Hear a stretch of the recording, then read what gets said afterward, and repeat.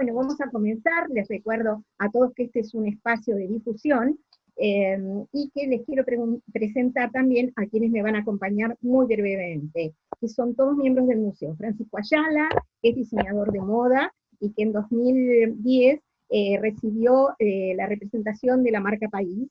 Es presidente de la Cámara Argentina de la Moda, realiza vestuarios para teatro, ballet, además de alta costura, y también participó de desfiles, el primer desfile de Argentina perfumado, y de otras expresiones junto a la moda, como fue Jardines en el 2015.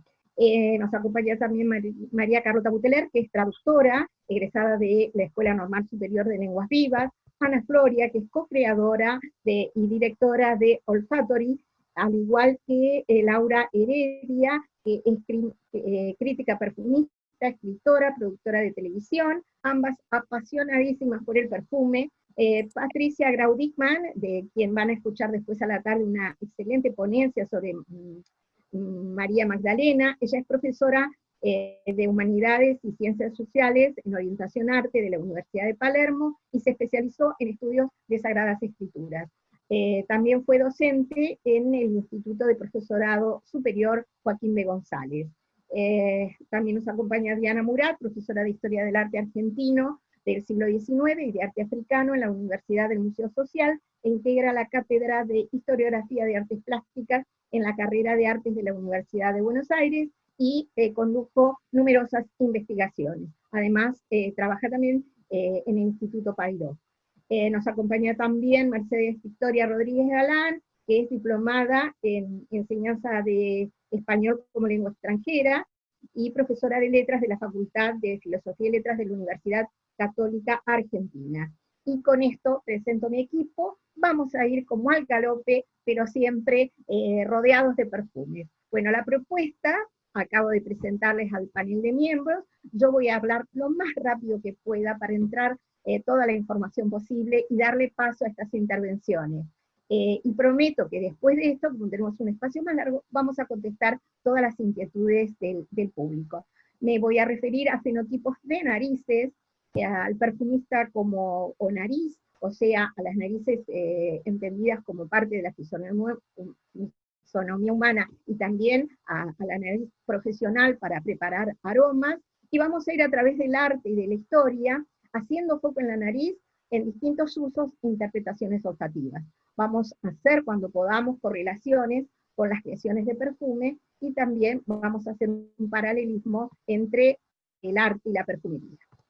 Dicho esto, vamos a decir que la nariz es uno de los rasgos que más define la fisonomía y que influye en el momento de hacer una consideración estética. Nos sentimos particularmente vulnerables cuando tenemos la nariz grande o ancha, y eso, bueno, nos afecta de distinta manera.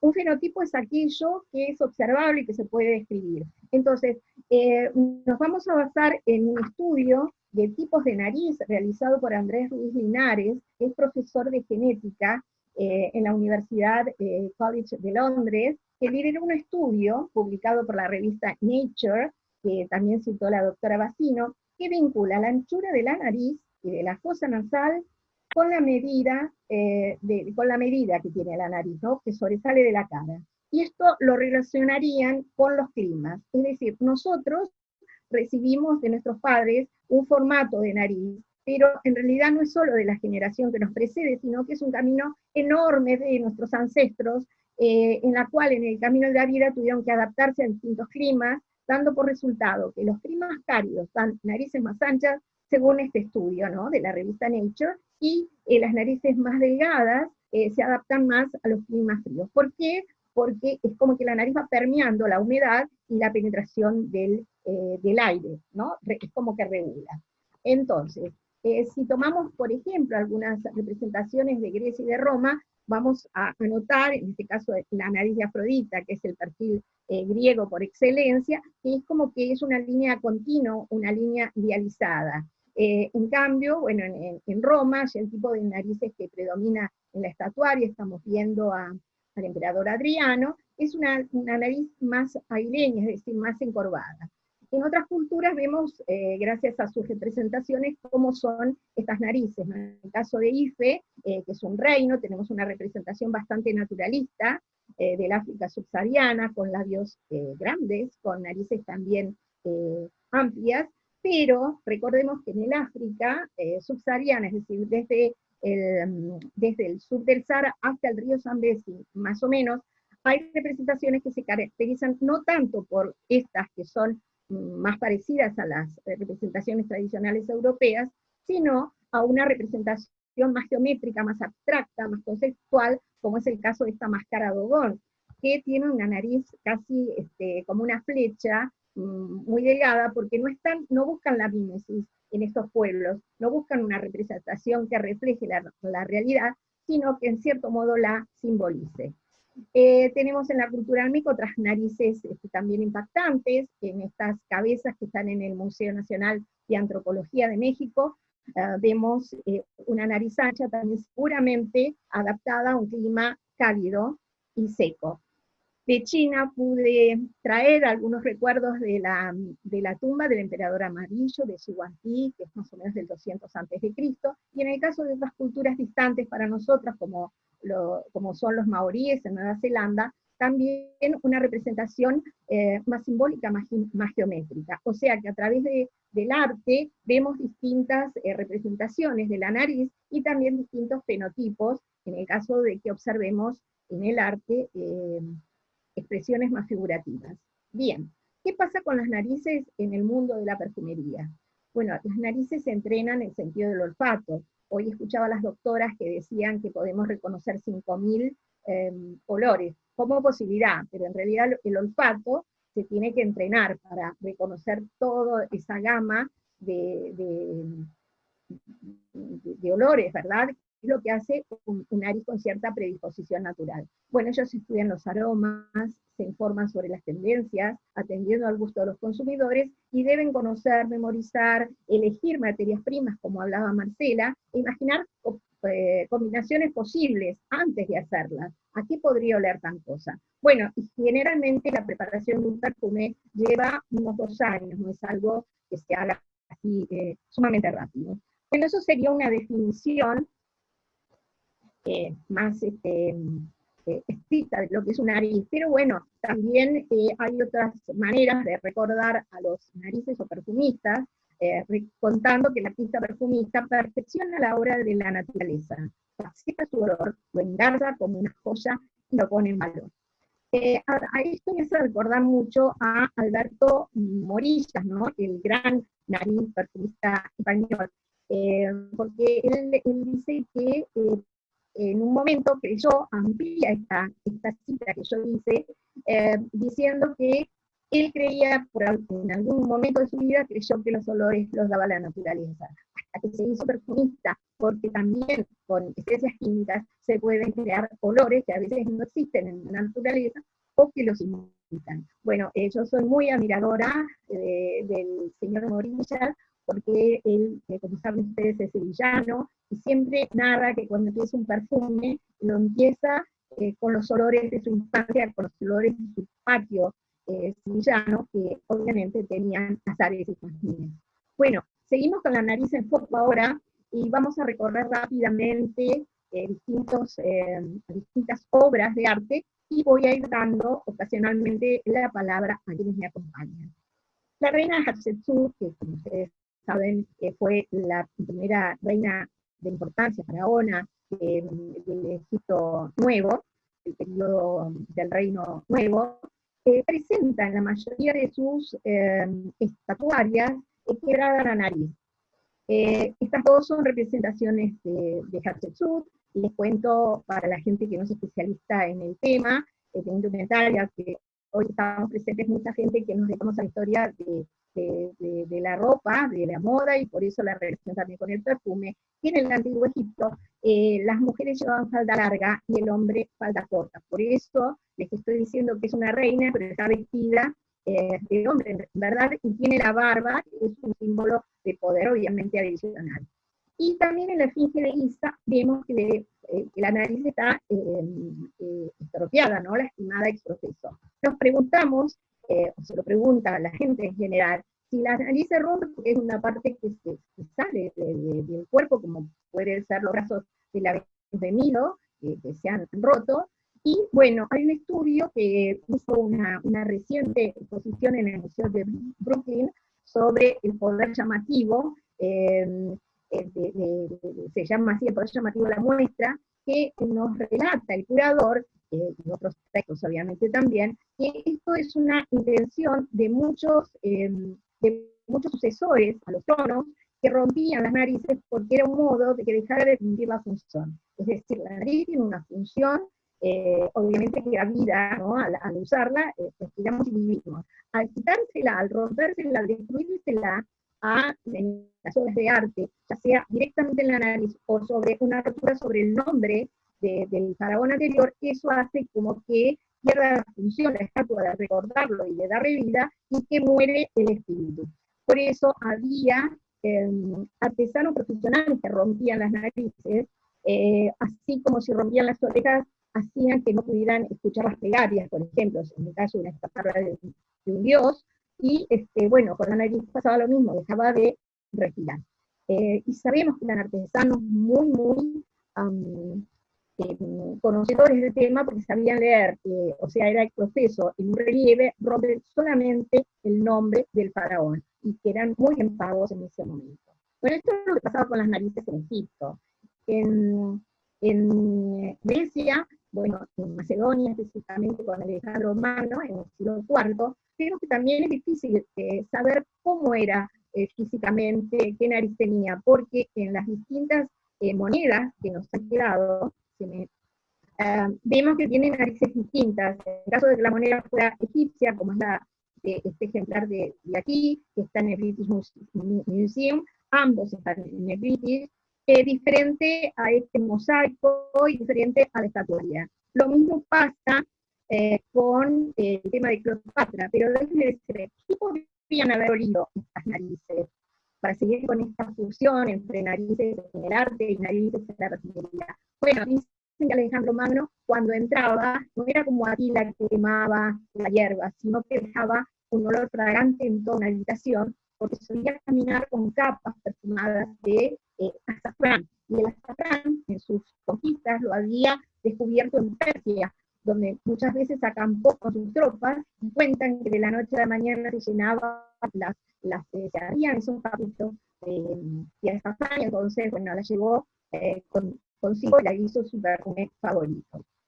En el caso de Cleopatra, ya Daniel Bodolino se refirió a los usos del perfume Cleopatra. Lo más interesante es decir que en verdad no era una mujer bella según la mayoría de las fuentes, era una mujer seductora por su forma de ser, también con las representaciones, obviamente no es la fisonomía de Elizabeth Taylor en la película de los años 60, ese flequillo que imaginamos de Cleopatra no era real, esa es una imagen anterior del Imperio Nuevo, de la forma, del estilo de vestimenta y de trabajo de los cabellos del Imperio Nuevo. La vemos acá a la manera más griega, porque recordemos que ella era Ptolomea, y a una manera más romana, egipcia, con un tipo de cabellos y de ornamentaciones que tienen que ver con el Egipto.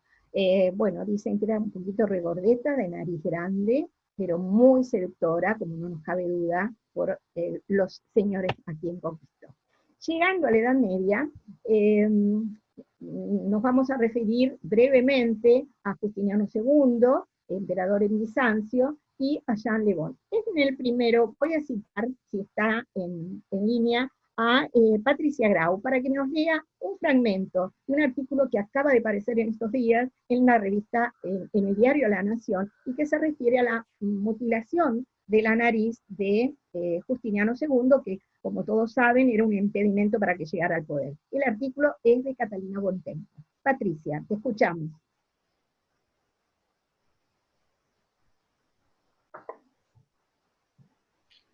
Patricia tiene que activar su micrófono. Perfecto, mientras yo les cuento que el segundo señor, que se llama Jean Le Bon. ¡Perdón! Gracias. Hola, Patricia.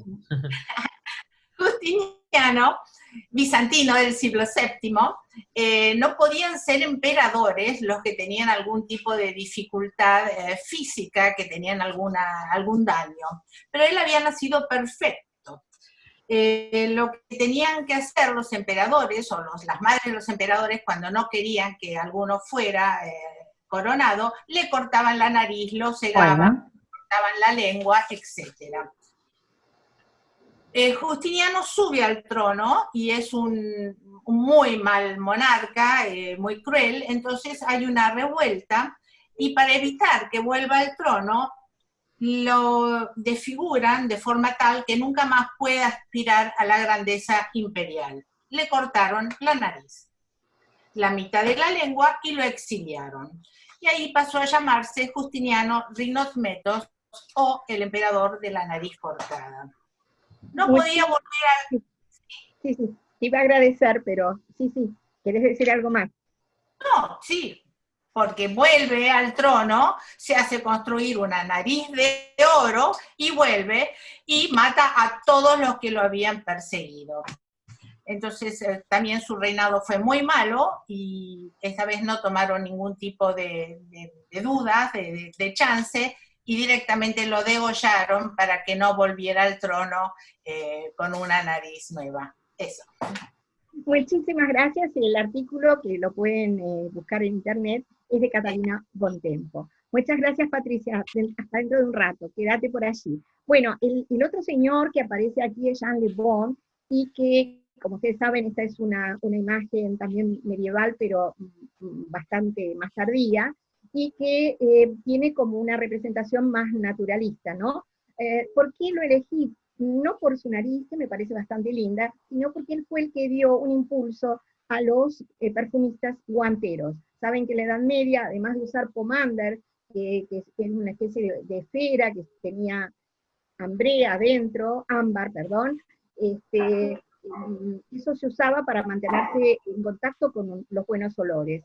Y en el caso de los guanteros, por el olor fuerte que tenían los guantes, se empezaron a perfumar. Y esto hizo que la Corporación de Guanteros tuviera el privilegio de ser perfumistas, y ser casi el monopolio de la profesión de perfumista. Bueno, Jean Le Bon fue uno de los que apoyó ese monopolio, y después el otro gran, digamos, impulsor de los guantes perfumados va a ser Luis XIV. Esto, bueno, les quiero mostrar rápidamente los guantes medievales. Obviamente estos eran los de los caballeros armados, no se perfumaban. Estos eran los de reyes, que están muy ornamentados con piedras y demás, y estos son tejidos. Los que se perfumaban son estos, que nos recuerdan a los usados en las cruzadas. En las fuentes medievales también aparecen muchísimo las panteras. Las panteras saben que es un animal que desprende un olor que es muy atractivo para todos los animales, y también dicen que para el hombre. Bueno, acá estamos viendo el bestiario de Aberdeen y un libro de horas de Carlota de Saboya. Así que es el momento para que Patricia nos sintetice qué es un bestiario, y pasar luego a Ana María Floria, que nos va a hablar de otro momento, pero que es del actual, que nos relaciona nuevamente al perfume de la pantera. Patricia. Bueno, esta vez sí, me puse en audio. El vestuario es un tratado que tuvo mucho auge en la Edad Media, entre los siglos XII y XIV, y que recogía historias, algunas verdaderas de observación y otras inventadas, sobre animales existentes y algunos inventados, como por ejemplo el basilisco, la mantígora, el ave fénix, y que lo relacionaban con una parte cristiana, es decir, así como el ave fénix murió y resucita, así Jesús también resucitó a los 3 días. La historia del bestiario, que hay muchísimos bestiarios, no es uno solo, se remonta a los siglos II y IV de nuestra era, cuando había un tratado fisiólogo de origen griego que trataba todas las partes de la naturaleza. De tanto repetir esto de fisiólogo, el nombre fisiólogo, que era el libro original griego, pasó a convertirse en el autor de este bestiario. Entonces todo el mundo dice el bestiario de fisiólogo, lo cual es una redundancia, porque es el bestiario y es el fisiólogo. Bueno, eso. Muchísimas gracias. Hay en los años 80, el público que nos está escuchando debe recordar un accesorio, un prendedor o anillos que la casa Cartier producía con mucho refinamiento de una pantera. Bueno, justamente en esos años había y en los años anteriores, por la década del Art Deco, en los años 30, un amante de Cartier que se llamaba la Pantera, porque parece que era muy seductora. La continuación de esta imagen de la pantera y de esta nariz, Mathilde Logan, la va a relatar Ana María Floria. Hola Diana, hola a todos. Bueno, voy a hablar sobre Mathilde Logan, que nació en el seno de una familia de artistas en la ciudad de París, y a pesar de tener una profunda conexión con la vida artística y soñar con ser fotógrafa, estudió química y se recibió. Cuando pues se recibe, un amigo de la familia le hace notar que toda su vida la vive a través del olfato. Sus recuerdos, sus acciones, sus decisiones, todo era a través del olfato. Y de esta manera abre los ojos hacia este extraordinario mundo que es el de la perfumería. Y decide estudiar en el Instituto Superior de Perfumes en Versalles. A los 24 años entra a hacer una pasantía dentro de Guerlain y luego de esto pasa 11 años creando perfumes emblemáticos codo a codo con Jean Paul. Es así como crea, o está dentro de una de las 4 aguas de alegoría de Guerlain. Hoy es perfumista in-house de Cartier, en el que empezó a trabajar en el 2005 para desarrollar un servicio exclusivo de fragancias hechas a medidas. Tiene grandes creaciones como Bessebolé, Lune, Cagat, y en 2014 la Maison le da el desafío de crear la Panthère, que es este perfume que ven acá en la imagen. Para crear esta fragancia, Mathilde se inspira en la pantera, este animal emblemático de Cartier, como decía Diana, y también se inspira en la directora de alta joyería de Cartier, Janine Toussaint, quien es la que apoderaron la pantera.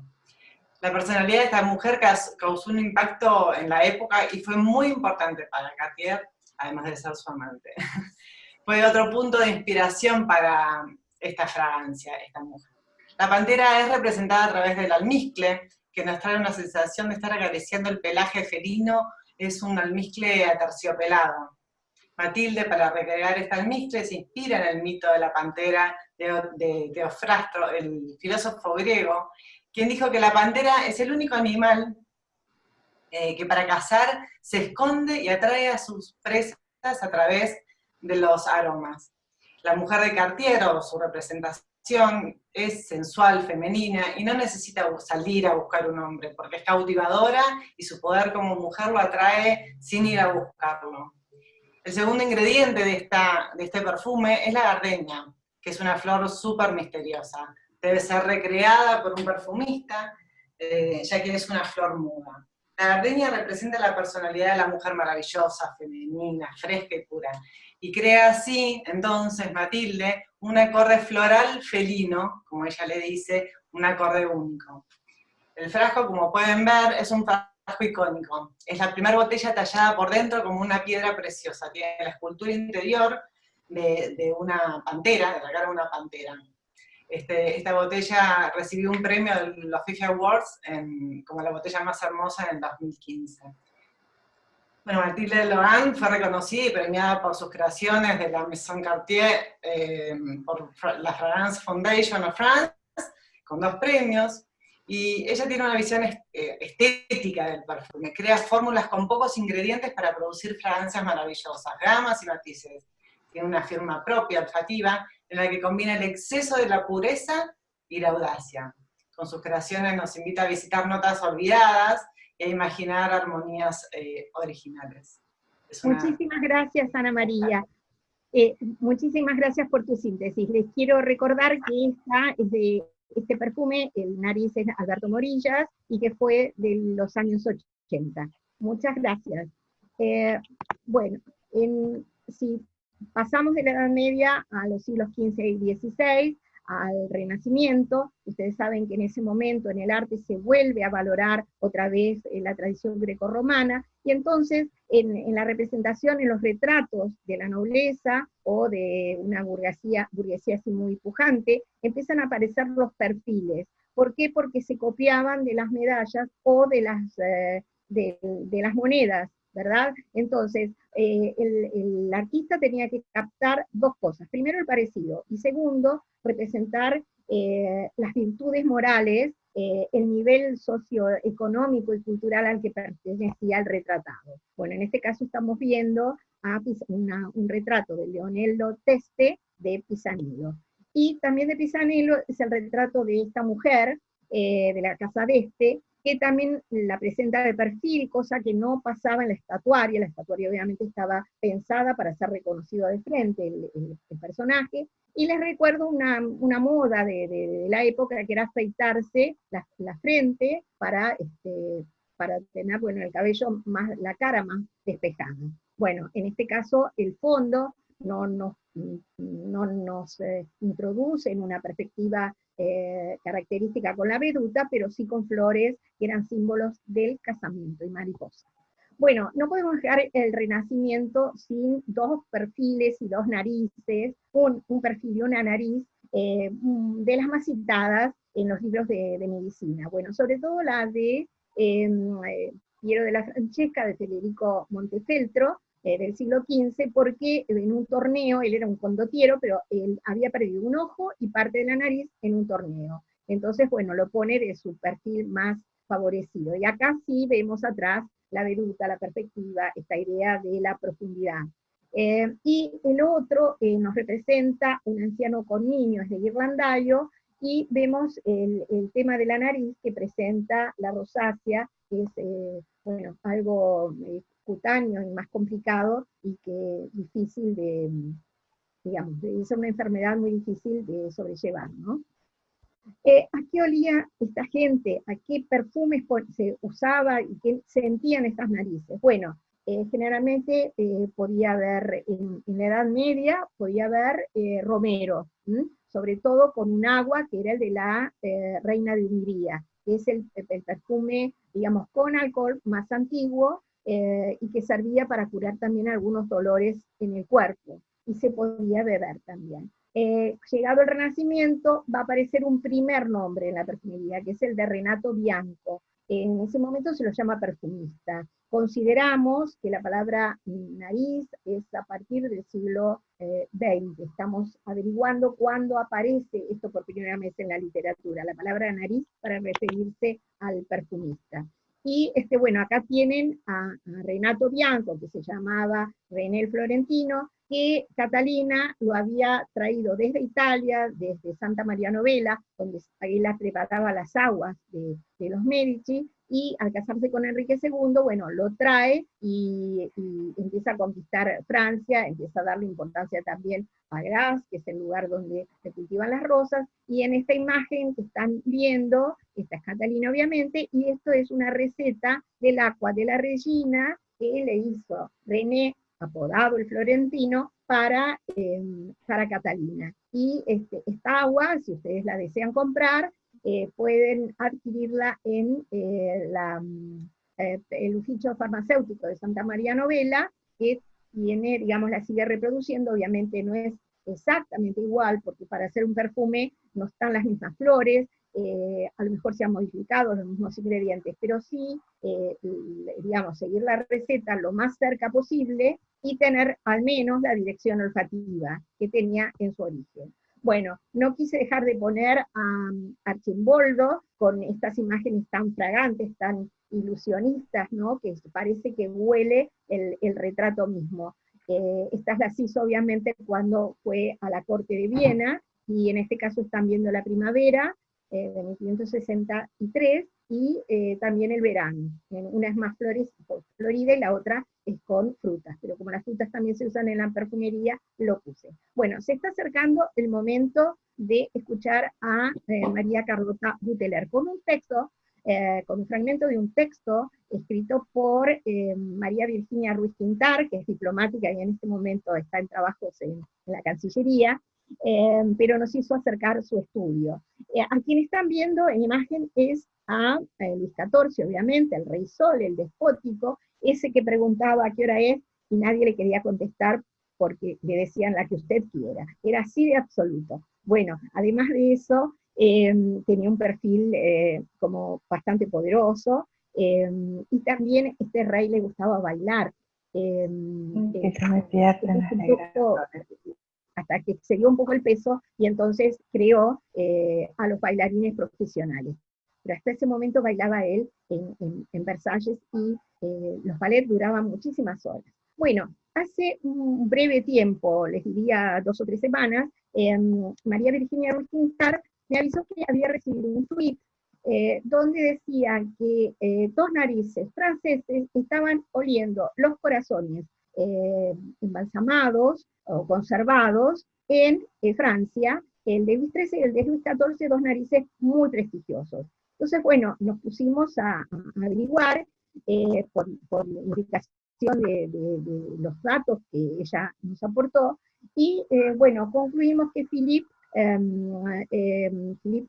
Charlier, que es el director también del Quai Branly, es un arqueólogo médico, y está sacando a la luz el tema de que la arqueología nunca se interesó por los olores, que es como un sentido así dejado de lado por la arqueología. Bueno, entonces, ¿qué pasó? Averiguando, llegamos a la conclusión que no es una conclusión, sino un procedimiento histórico habitual, que cuando los reyes de Francia morían, se separaba el cuerpo en 3 partes. El corazón, que iba para la iglesia de Saint-Louis de los jesuitas, las vísceras que iban a Notre Dame, y el cuerpo que iba a San Denis. Ahora, ¿qué pasó? En la época de la Revolución Francesa, en contra del antiguo régimen, utilizaron todo lo que fuera metálico que cubría los cuerpos para hacer balas y pelear. Y ahí el cuerpo de Luis XIV pasa a una fosa común junto con el de Luis XIII. Por otro lado, se usaba para pintar una laca, para pintar los cuadros que daba brillo, un material orgánico. Entonces, rescatado por alguien el corazón de Luis XIV, cortó la mitad, lo hirvieron y lo vendieron a pintores para dar un brillo inusual. Entonces, para estar un poco más estrictos a este relato, vamos a escuchar parte del estudio que está haciendo Virginia en la voz de María Carlota Buteler. Bueno, según las crónicas, Petit Radel era un dibujante pasable y un arquitecto mediocre, que por su oficio mantenía contactos con el mundo de las artes. Así fue que, a pesar del mandato oficial, Petit Radel desobedece y decide hacer negocios con sus amigos pintores. En esa época circulaba un producto muy preciado y de precio sideral, venido de Oriente, llamado la momia, que se obtenía a partir de la maceración en alcohol aromatizado de una sustancia orgánica embalsamada, como ya dijo Diana. Al parecer, el producto otorgaba a las pinturas un brillo incomparable y un final de excepción. Vista la oportunidad de un negocio muy redituable, Petit Radel propone a 2 amigos pintores los corazones que tenía en su poder. Y fue así como el pintor Alexandre Pau de Saint-Martin compra los corazones de los Luises, aunque solo habría utilizado una parte del de Luis XIV. Ya en tiempos de la Restauración, Saint-Martin, movido por un sentimiento de culpa, restituye los corazones en su poder a Luis XVIII. Y hasta acá la rocambolesca historia de estos corazones que nos ocupan, que hoy están bajo un análisis exhaustivo e interdisciplinario, y que seguramente los resultados de esos estudios echarán luz sobre las circunstancias del deceso, el estado patológico subyacente, el tipo de embalsamamiento y las sustancias que se utilizaron. Desde una perspectiva mucho más romántica, los amantes de los aromas conoceremos finalmente a aquellos que arroparon esos ajetreados corazones, preparándolos para su sueño eterno. Muchísimas gracias. Les quiero comentar que es Sylvain Delacourte y Jean-Michel Durie, los narices que están olfateando los corazones de Luis XIV y Luis XIII. Ustedes se preguntarán para qué. Consultamos a Bernardo Conti, especialista en el tema, y nos dice que era muy importante, por el olor, saber qué materiales usaban para la conservación de estos corazones. dicha esta historia, pasamos rápidamente por el siglo XVII para recordarles que en la época de la peste también se usaba, los médicos usaban una máscara con una nariz muy prolongada donde ponían distintas hierbas para justamente cumplir esa función curativa, porque se creía que era el aire el que transmitía las infecciones y la peste. No podemos dejar de citar a otro importante nariz del siglo XVIII, se trata de Jean Valjean, perfumista de María Antonieta. Yo siempre cuento que cuando ella estaba como reina, cuando estaba todavía en Versalles, lo llamó a Valjean para que le hiciera un perfume con cada una de las flores del jardín de Versalles, para así cuando ella estuviera lejos podía recordar el olor del jardín. Después, cuando ella es destituida y antes de que la guillotinen, le dicen un solo que puede cumplir, que pida un deseo, y ella lo llama Valjean y le vuelve a traer este perfume. Pero dicen en el libro El perfumista de María Antonieta, de Elizabeth de Feydeau, que el olor en la piel de la desgracia ya no era la misma, ya no se olía del mismo modo.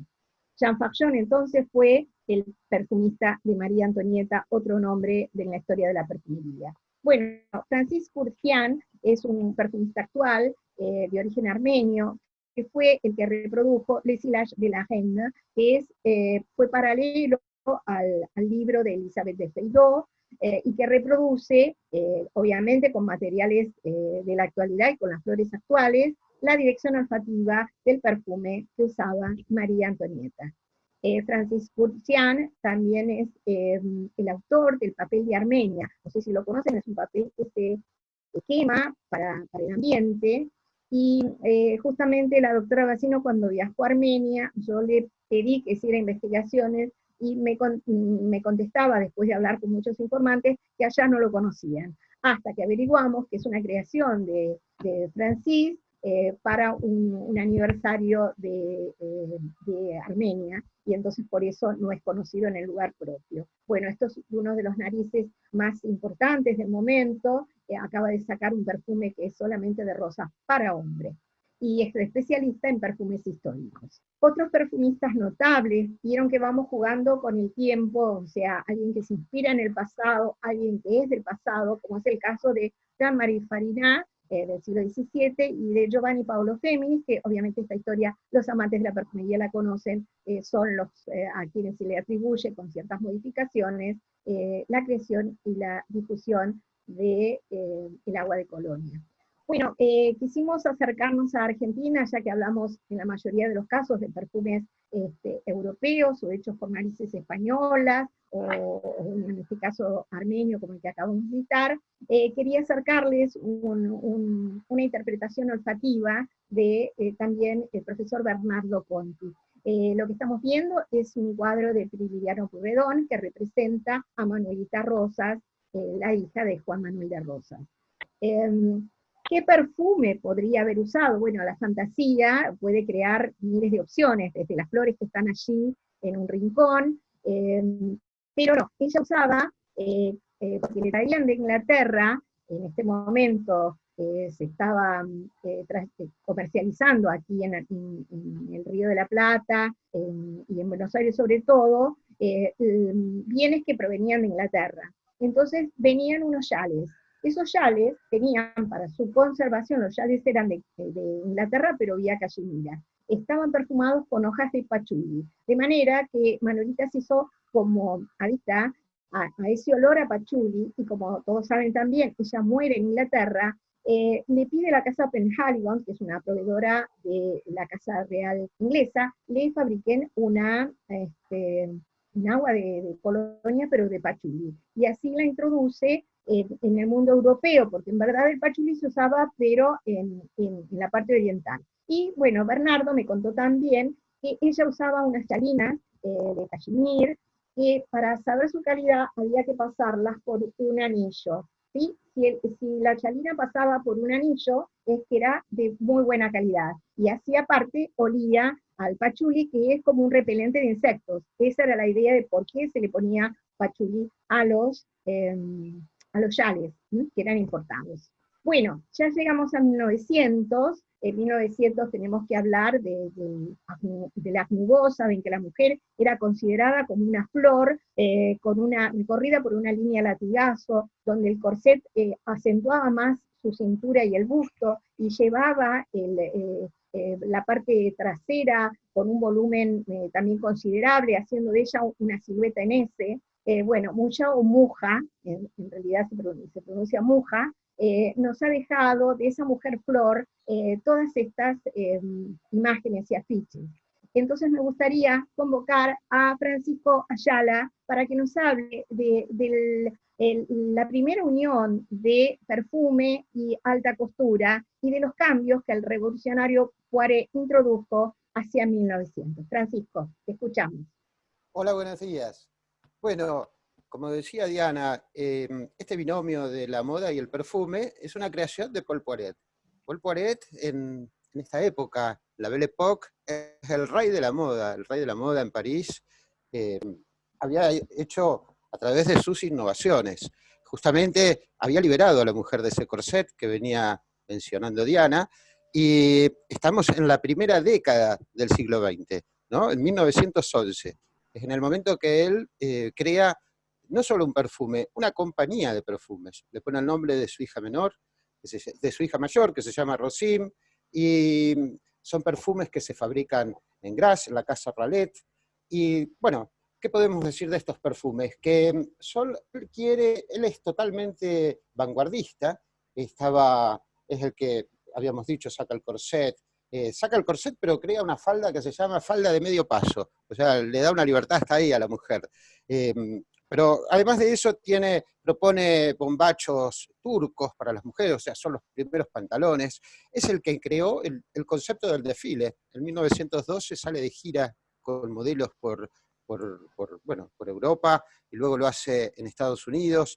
Y con toda esa vanguardia, él necesitaba un olor particular para lucir sus perfumes, para realzar a la mujer en todos sus puntos.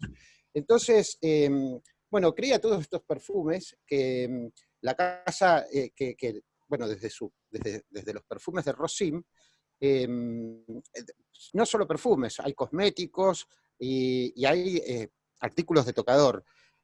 Todas estas creaciones tienen nombres muy evocativos, son Mea Culpa, Fruta Prohibida, Noches Chinas.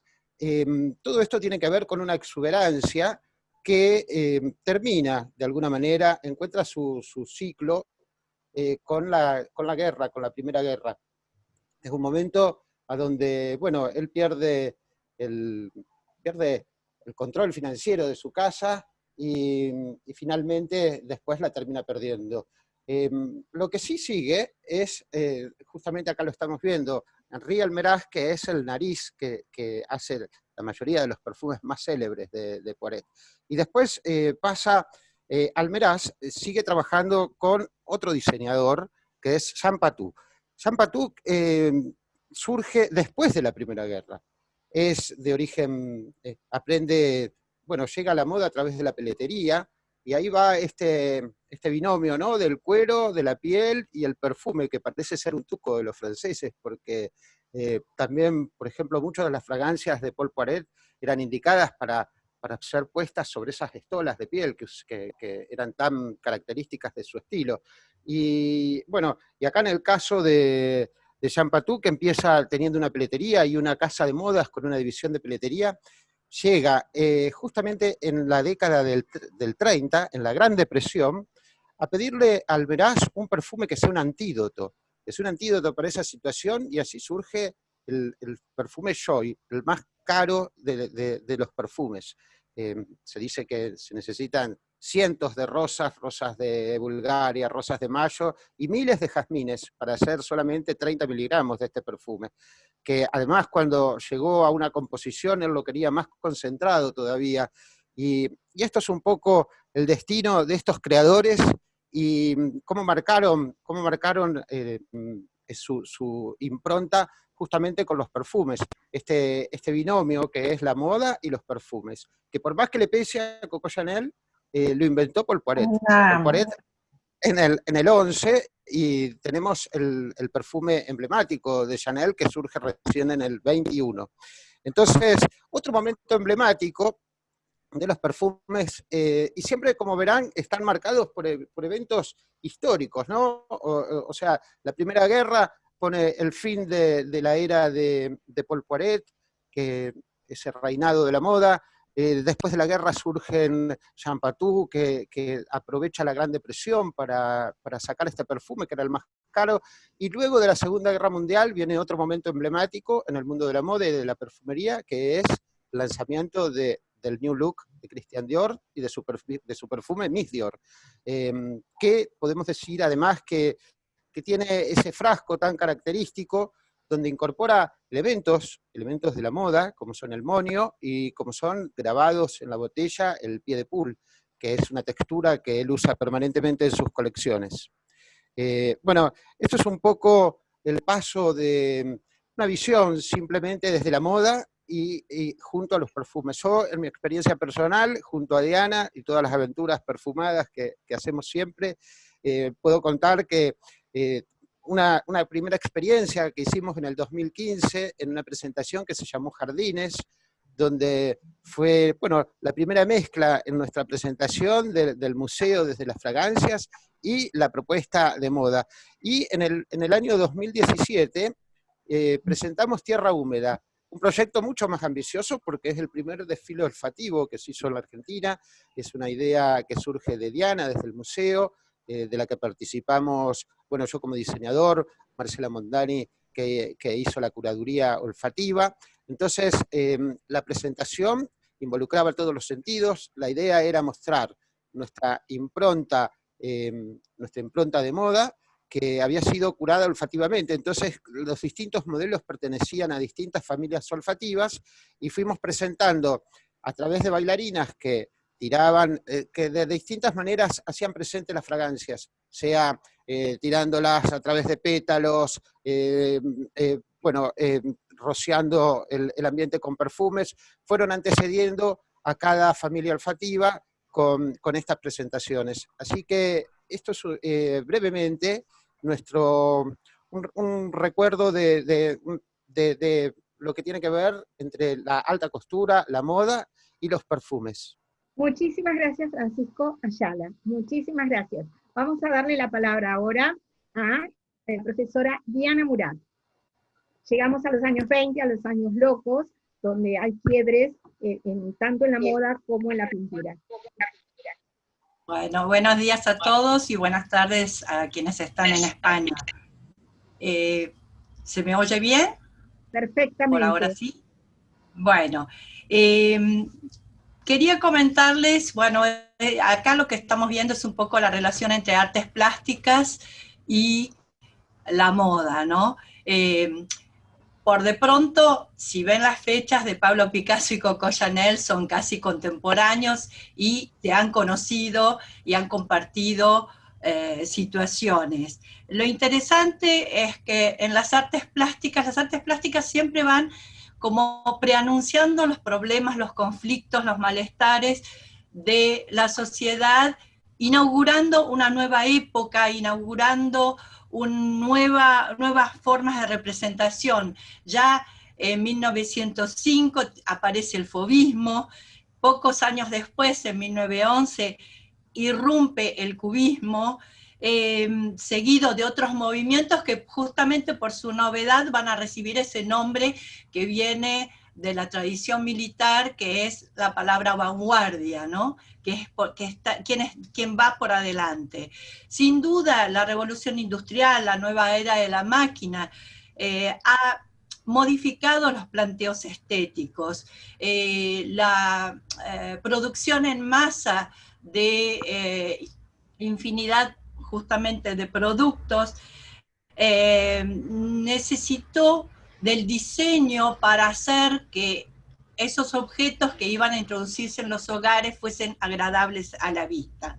Es decir, que lo que se está modificando acá es la función, la forma, la estructura, el material, y esto se va a dar tanto en las artes plásticas y también se va a aplicar a la moda. Picasso Si vemos el retrato de un año anterior, es mucho más figurativo, con rasgos redondeados. Lo que va a pasar es que junto con Braque, y gracias al encuentro con el universo africano subsahariano, se va a ver influenciado por esas máscaras y esas estatuillas que van a apuntar a lo esencial, que están realizadas con muy pocos elementos, que no tratan de representar miméticamente a nadie en especial, y con rasgos muy geométricos para representar un rostro. Lo interesante de esto es que esas máscaras eran vistas como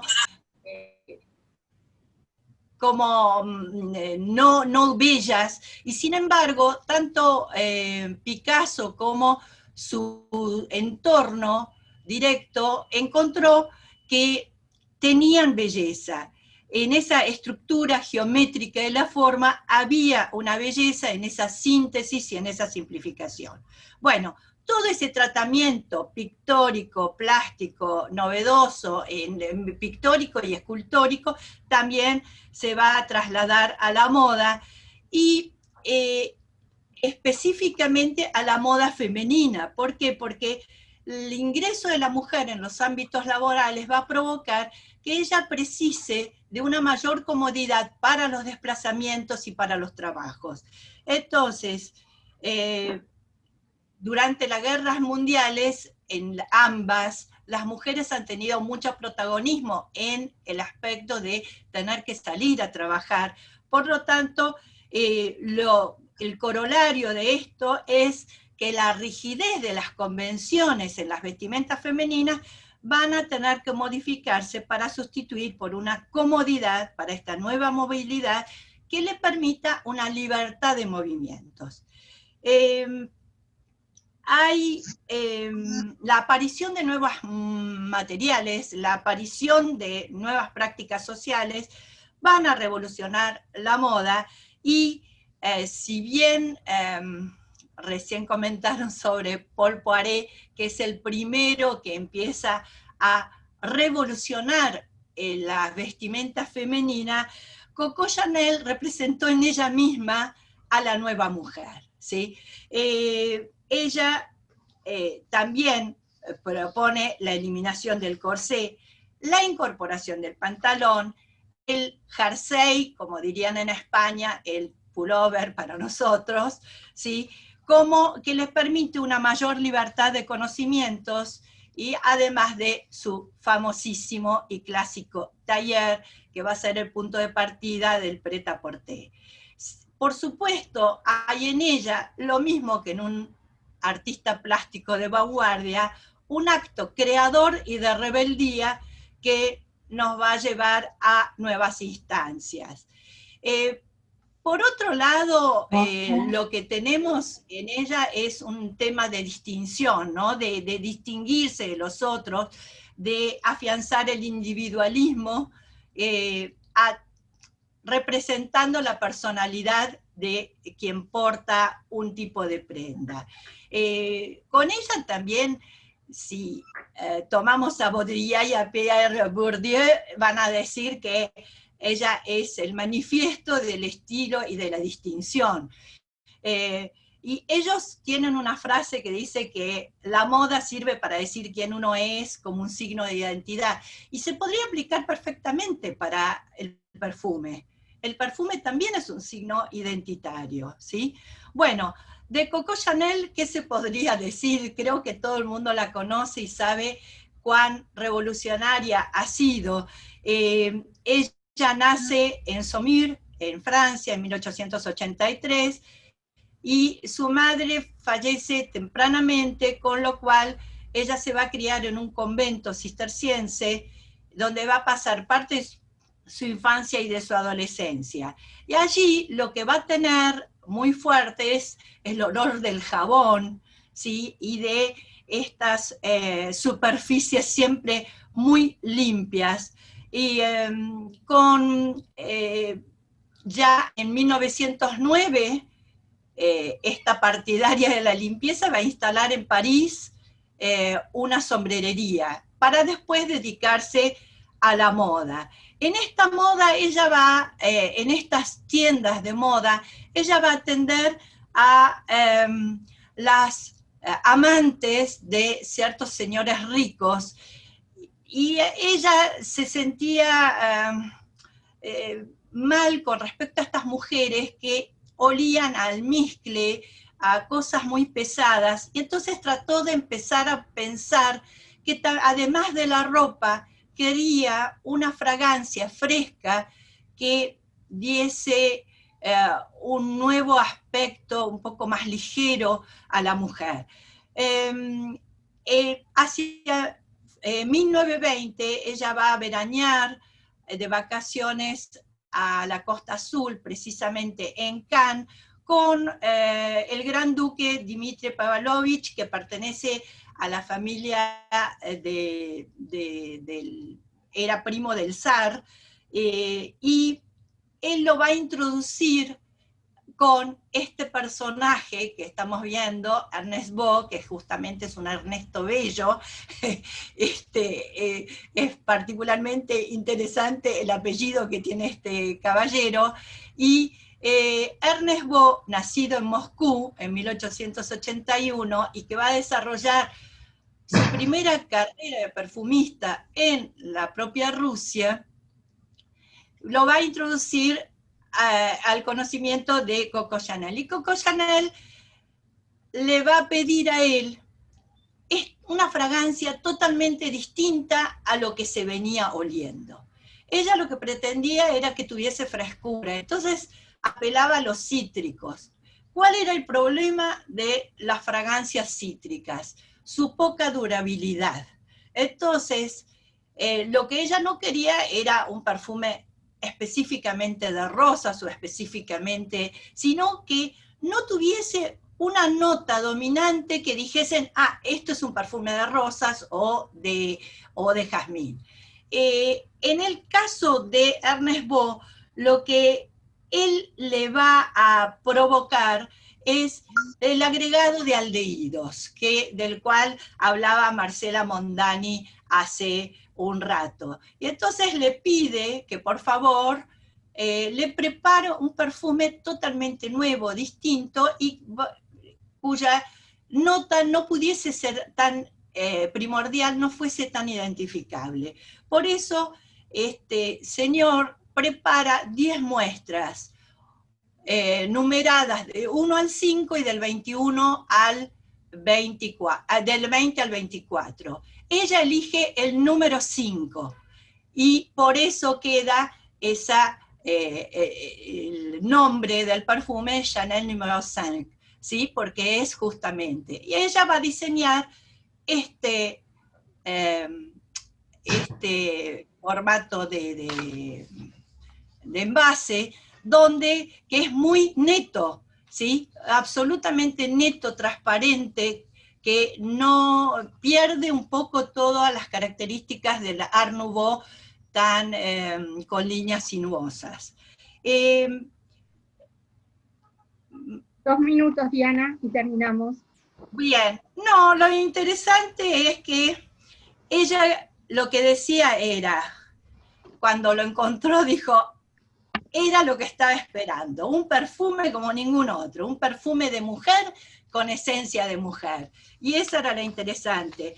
Lo que quería decir, y termino con esto, es que, bueno, es el perfume estrella del siglo XX, porque lo recorre totalmente y porque hoy se sigue vendiendo, a pesar que en 2008 tuvo una reversión con el aporte de la nariz de Jacques Polge. Y por otro lado, quería decir algo más y se me está perdiendo, que Ernest Beau hizo varias fragancias para Chanel, no es la única, hizo el Chanel número 22 en 1926, el Cuir de Russie, cuero de Rusia en el 24, Gardenia en el 25, Bois des Îles, bosque de las islas, en el 26, y luego pasa Ernest Beau a trabajar para la firma Bourjois, con otras otras fragancias. Lo interesante de todo esto que estamos viendo sería poder llegar a hacer una especie de teoría acerca del poder de los perfumes, ¿sí? Donde se combine todo lo que se estuvieron hablando en estos días, desde la parte física, espiritual, psicológica, y cómo afecta este poder evocador que tiene el perfume cada vez que se lo vuelve a oler, ¿no? Que es revivir un momento, revivir una persona, y sería bueno teorizar acerca de el poder de los aromas, ¿no? Así que bueno, dejo acá. Bueno, Diana, muchísimas gracias. Vamos a seguir adelante, recordando que a partir de los años 20 también, aquí en Argentina, se va a destacar la obra de Jules Solar, un pintor argentino, que aquí también tienen una versión de sus narices bien geométricas. Fue muy amigo de Borges, su hermana Nora Borges nos ha dejado también algunos bellos cuadros de una mujer también vanguardista, y para ver la relación que tenía esta figura, la de Jorge Luis Borges, con relación al sentido del olfato, está con nosotros Mercedes Rodríguez Galán, que ha seleccionado unos versos, unas poesías, unos fragmentos para compartir con nosotros. Te escuchamos. Sí. Hola, buenos días, buenas tardes a todos. ¿Me escuchan? ¿Me escuchan bien? Sí, se te escucha bien. Ah, bueno, ¿me escuchan bien? Bueno, como todos ustedes saben, o muchos de ustedes, el mundo borgiano es un mundo en el cual la dimensión filosófica, abstracta y metafísica predomina sobre el mundo de los sentidos. Y así el mismo escritor, ¿no?, nos lo manifiesta en una maravillosa entrevista que le realiza Victoria Ocampo, y donde ella le va a preguntar a Borges qué recuerdos tiene de su casa de la calle Anchorena, sobre todo del jardín de aquella casa. Si recuerda los colores, los olores, las formas, las voces, los sonidos. Y a raíz de eso, Victoria le va a recordar una anécdota en la cual está presente su hermana Nora. Y le dice que hace muchos años, cuando Nora era muy jovencita, le preguntó, ¿qué le gusta más a usted? ¿Un limón o una rosa? Y Victoria le pregunta a Borges si él piensa lo mismo que Nora, ¿no? Si le parece lo mismo. Y Borges le responde que absolutamente no, para nada. Que él no puede decir, como Théophile Gautier, je suis quelqu'un pour le monde visible existe. Que él no piensa en colores, en formas o en sonido, sino que su pensamiento es más bien abstracto y afectivo, ¿no es cierto? En ese mundo. Y que seguramente en esto ha colaborado mucho la creciente ceguera en la cual se encuentra. Pero, sin embargo, unas páginas más adelante, si nosotros continuamos con la lectura de esta maravillosa entrevista, más adelante, Victoria le va a preguntar si, que seguramente San Isidro es para ella lo que Adrogué debe ser para Borges, y le pregunta si esto es así, si es verdad. Y aquí vamos a ver que de una manera inesperada y poética va a irrumpir en Borges el recuerdo de los olores de la infancia, de los olores de su niñez, ¿no? De una manera muy bella. Entonces Borges le responde, al pensar en el Adrogué, no pienso en el Adrogué actual, deteriorado por el ruido, el progreso, la radiotelefonía y las motocicletas, sino en aquel perdido y tranquilo laberinto de quintas, de plazas, de calles, que convergían y divergían de jarrones de mampostería y de quintas con verjas de hierro. Y va a decir Borges que en cualquier lugar del mundo en el que me encuentre, basta el olor de los eucaliptus para que esté de vuelta inmediatamente en Adrogué. Bueno, esta frase que es bellísima y que, como antes decía Diana, evoca, ¿no? Evoca una infancia, evoca una vida, evoca un momento poético. Yo la quisiera completar con ustedes con unas pocas estrofas que Borges le dedica a Adrogué, en su maravilloso poema Adrogué, que se encuentra en el libro El Hacedor, de 1960.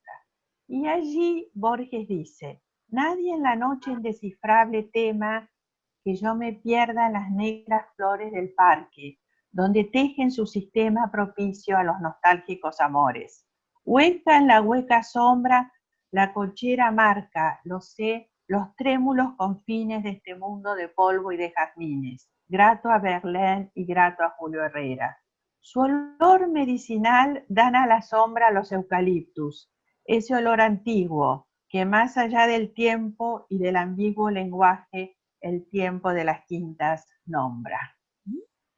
Y para ampliar y para embellecer, si cabe aún más, estas palabras, me gustaría leer con ustedes también el poema La Rosa, que Borges le dedica casualmente a una rosa y que se encuentra en su libro Fervor de Buenos Aires.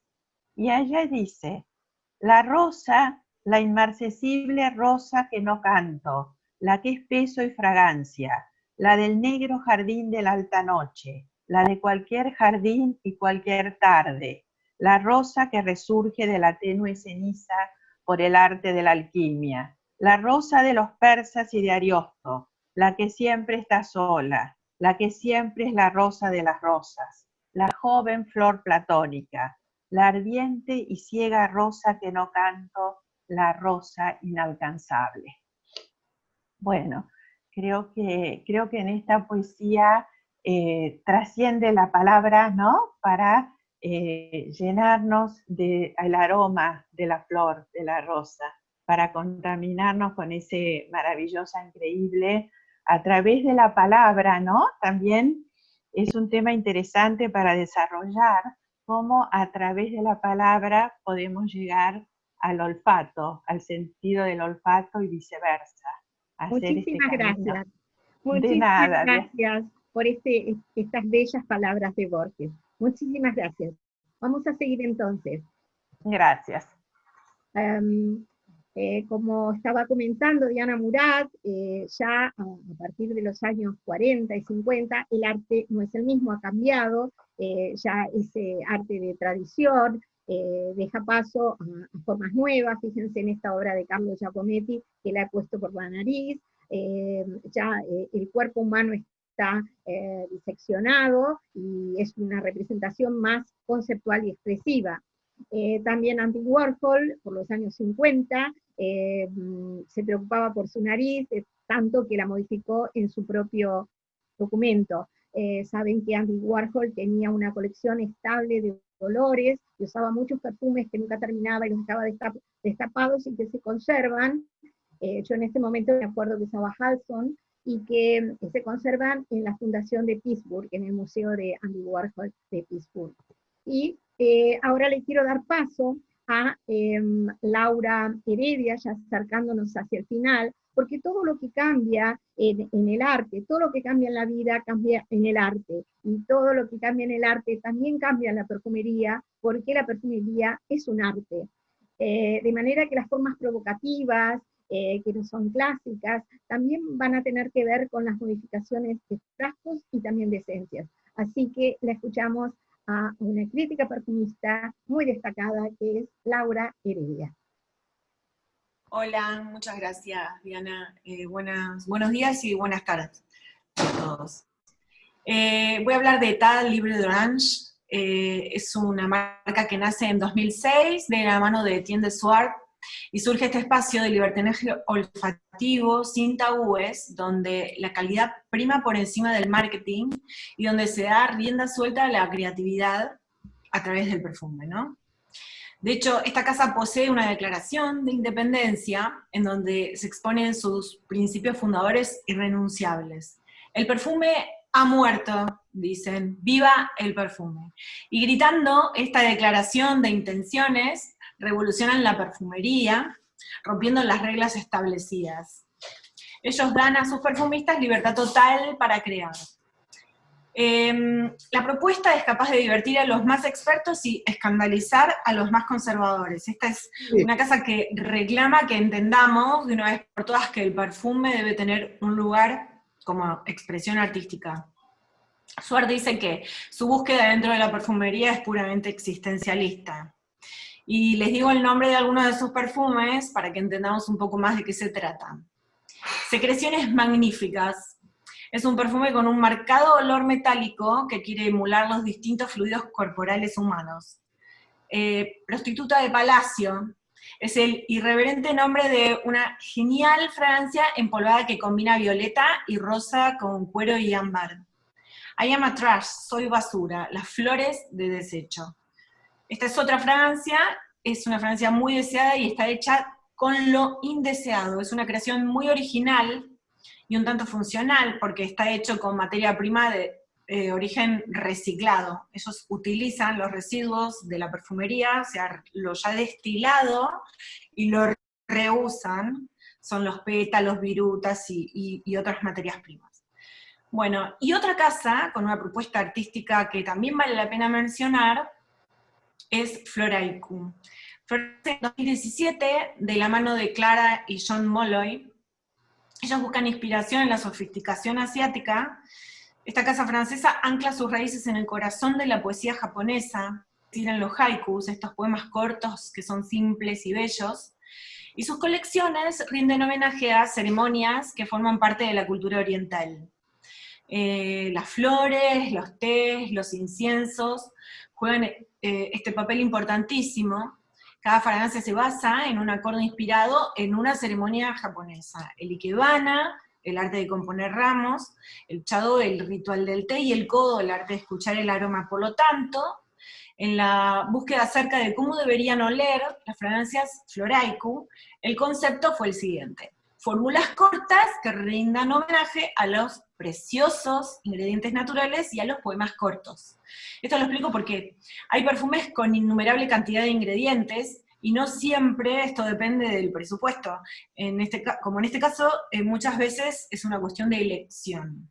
Los pintores eligen sus tonalidades, el tipo de pincelada en relación a la temática, y los perfumistas también lo pueden hacer. Eligen su paleta, que en este caso sería su órgano de perfumista, todas las materias primas que prefieren o que consideran que tienen que usar. Por ende, las notas y las cantidades elegidas son fundamentales en la creación. Las narices de esta casa son Aliénor Massenet y Sophie Labé, y la línea está dividida en 3 ceremonias, que son flores enigmáticas, secretos, tés y especias, inciensos prohibidos, más una línea de exclusividades, más algo muy interesante que son sombras. Estas sombras son 2 perfumes que se pueden utilizar puestos al lado de cada una de las anteriores fragancias, o sea, no se superponen. Son para dar diferentes facetas, luz o oscuridad. Yo me coloco un perfume y luego elijo una sombra y me la coloco al lado del otro perfume. Sutileza total, la particularidad subyace en la poesía, cosa que fue un desafío interesantísimo para estas perfumistas. Algunos de sus perfumes son I See the Clouds Go By, veo las nubes pasar. Está inspirado en una salida al aire libre, familiar, es como si oliéramos una nube. My Love Has the Color of the Night, mi amor tiene el color de la noche, que es está inspirado en un cálido anochecer durante una noche de verano. Between Two Trees, que habla de un búho admirando el crepúsculo entre 2 árboles, esta es una de las sombras. Esta casa engrandece y jerarquiza la perfumería dentro del mundo del arte, de un modo accesible, simple y bello. Las narices tuvieron que traducir palabras y el concepto y la belleza al idioma de la química, es decir, convirtieron letras en moléculas. Una maravilla en la que convergen la química y la poesía para crear magia odorífera, mensajes en forma de partículas. Estas dos casas utilizan la perfumería como modo de conectar al hombre con la belleza y el espanto del mundo, y lo llevan a interpelarse, como sucede con numerosas obras de arte. Esto ha sido todo, gracias. Gracias, Laura Heredia. Bueno, y con este mundo que nos aproxima a Oriente, ya vamos hacia el final.